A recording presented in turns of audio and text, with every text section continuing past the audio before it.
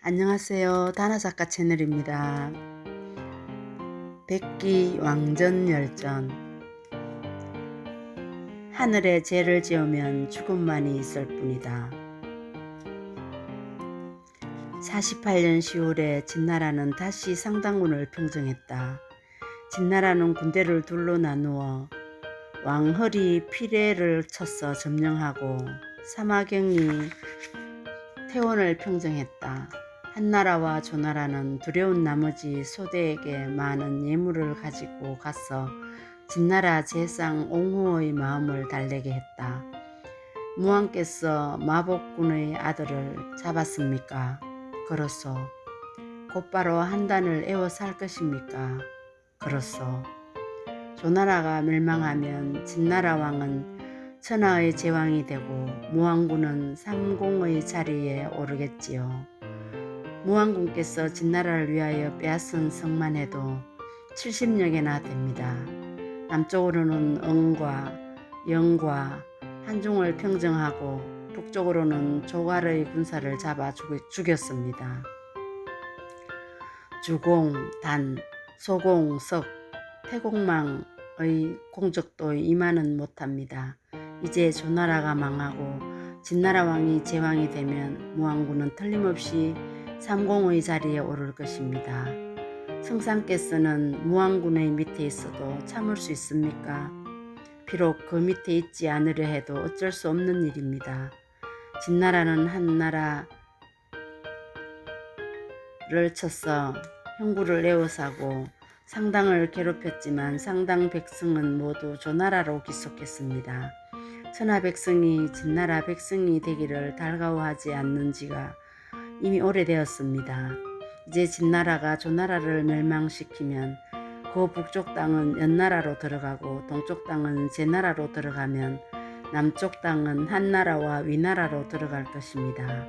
그러나 성상이 없게 되는 백성은 얼마나 되지 않습니다. 차라리 한나라와 조나라에서 땅을 받고 화친을 맺어 무왕군의 공로로 돌리지 않는 편이 낫다고 봅니다. 이에 응후가 진나라 왕에게 말했다. 진나라 군대는 지체했습니다. 한나라와 조나라에서 땅을 받고 화친을 맺어 잠시 병사들을 쉬게 하십시오. 진나라 왕은 이 말을 받아들여 한나라의 원혼과 조나라의 성 6개를 받는 조건으로 화친을 맺고 정월의 병사들을 모두 물렸다. 무왕군은 이 일로 응무와 사이가 벌어졌다. 그해 9월에 진나라는 다시 병사를 내어 오대부 왕릉에게 조나라의 한단을 치게 했다. 이때 무왕군은 병이 들어 전쟁에 나갈 수 없었다. 49년 정월에 왕릉이 한단을 쳤지만 그다지 유리한 상황이 아니었다. 진나라는 더 많은 병사를 보내 왕릉을 도왔으나 오히려 장수 5을 잃었다. 무왕군의 병이 나 진나라 왕은 왕릉 대신 무왕군을 장군으로 삼으려 했다. 그러자 무왕군은 이렇게 말했다. 한단은 쉽게 뺏을 수 없습니다. 게다가 다른 제후국의 구원병이 곧 도우러 올 것입니다. 저 제후들은 진나라를 원망한 지 오래되었습니다. 진나라가 장평의 적군을 무찌르기는 했지만 진나라 군사도 절반 넘게 죽어 나라가 비어 있습니다. 그런데 멀리 산과 물을 건너 남의 나라 수도를 치려고 하니 조나라 군대가 안에서 호응하고 제후들이 밖에서 친다면 진나라 군대는 반드시 무너질 것입니다. 한단을 쳐서는 안 됩니다. 무왕군은 진나라 왕이 직접 명령해도 가지 않았다.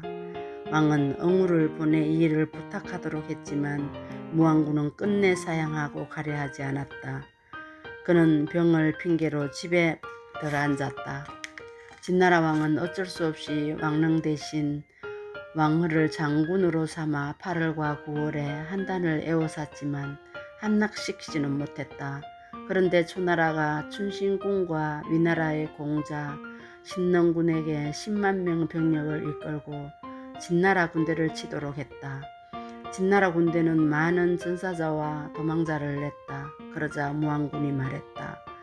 진나라 왕이 내 계책을 듣지 않는 결과 지금 어떻게 되었는가?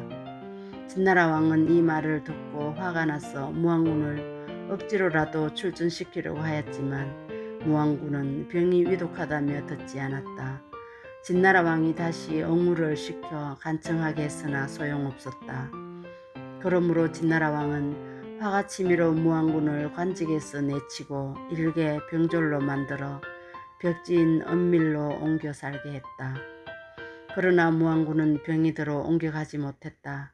3달이 지나자 제후들의 군대가 일제히 공격하기 시작하여 진나라 군대는 다급해져 여러 차례 물러나야 했다. 위급한 상황을 알리는 사자가 날마다 수도 함량에 잇따랐다. 그러자 진나라 왕은 사람을 시켜 백기를 함량에 더 이상 머물지 못하게 했다.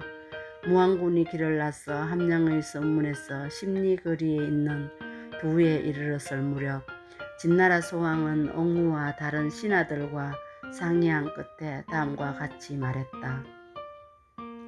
백기는 사는 곳을 옮겨가면서 속으로는 복종하지 않고 뼈있는 말을 했소. 진나라 왕은 곧 사자를 보내 무왕군에게 칼을 내려 스스로 목숨을 끊도록 했다. 무왕군은 칼을 받아들고 자신의 목을 찌르려다가 이렇게 말했다. 내가 하늘에 무슨 죄를 지었기에 이 지경에 이르렀는가. 잠시 동안 그렇게 있다가 말을 이었다. 나는 죽어 마땅하다. 장평싸움에서 항복한 조나라 병사 수십만 명을 속여서 모두 산채로 땅속에 묻었으니 이것만으로도 죽어 마땅하다. 그러고는 끝내 스스로 목숨을 끊으니 진나라 소왕 50년 11월의 일이다. 그는 죽었지만 큰 죄를 지은 것은 아니므로 진나라 사람들은 그를 가엾게 여겨 마을이 모두 제사를 지내주었다. 경청해 주셔서 감사합니다. 오늘도 상큼한 하루 보내십시오.